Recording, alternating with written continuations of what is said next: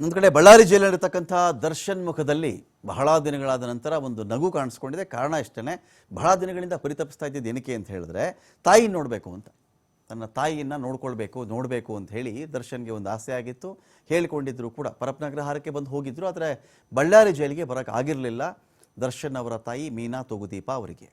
So ಇವತ್ತೇನಾಯಿತು, Darshan ಅವರ ಸಹೋದರಿ ಕೂಡ ಒಂದು ಕಡೆ ಬಂದರು, ಅವರ ತಾಯಿ ಕೂಡ ಬಂದಿದ್ದರು, ಸಂಬಂಧಿಕರು ಕೂಡ ಬಂದಿದ್ರಲ್ಲ.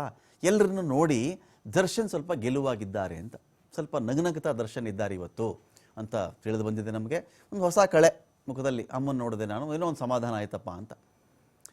ಅದೇ ಹೇಳ್ತಾರಲ್ಲ, ಅಮ್ಮ ಎಂದರೆ ಏನೋ ಹರ್ಷವು, ಅಮ್ಮ ಎಂದರೆ ಏನೋ ಹರ್ಷವು, ಅಮ್ಮನನ್ನು ನೋಡೋದೇ ಒಂದು ಹರ್ಷ ಅಂತ ಹಾಡಿದೆ ಇದರಲ್ಲಿ.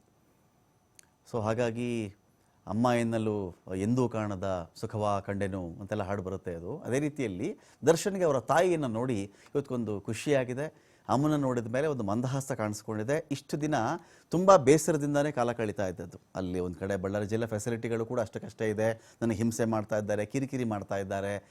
ಏನಪ್ಪ ಮೂಲಭೂತವಾಗಿ ಒಬ್ಬ ಮನುಷ್ಯನಿಗೆ ವಿಚಾರಣಾಧೀನ ಖೈದಿಗೆ ಏನೇನು ಕೊಡಬೇಕೋ ಅದು ಕೊಡ್ತಾ ಇಲ್ಲ ಇಲ್ಲಿ, ಯಾಕೆ ಈ ಥರ ಮಾಡ್ತಾರೆ ಏನೋ ಒಂದು ಪ್ರಶ್ನೆ ಇಟ್ಕೊಂಡೇ ಬೇಸರದಲ್ಲೇ ಕಾಲ ಕಳೀತಾ ಇದ್ದದ್ದು.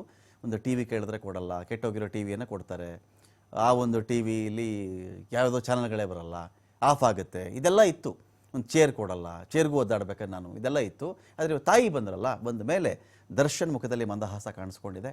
ಬಹಳ ಹಂಬಲ ವ್ಯಕ್ತಪಡಿಸ್ತಾ ಇದ್ರು ಅಮ್ಮನ ನೋಡಬೇಕು ಅಂಥೇಳಿ. ಯಾರು ಎಷ್ಟೇ ಸಮಾಧಾನ ಮಾಡ್ತಾಯಿದ್ರು ಕೂಡ ಬೇಸರದಲ್ಲೇ ಇದ್ದಿದ್ದು ದರ್ಶನ್. ಆದರೆ ಇವತ್ತು ದರ್ಶನ್ ಓಕೆ, ದರ್ಶನ್ ಸ್ವಲ್ಪ ಒಂದು ಮುಖದಲ್ಲಿ ಒಂದು ನಗು ಕಾಣಿಸ್ಕೊಂಡಿದೆ ಜೈಲಲ್ಲಿ.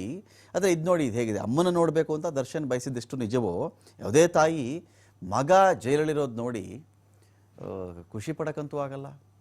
ಅಮ್ಮ ಮತ್ತು ಸಹೋದರಿ ಏನಾಗಿದೆ, ಅವ್ರು ಕಣ್ಣೀರು ಹಾಕೊಂಡು ಆಚೆ ಹೋಗಿದ್ದಾರೆ.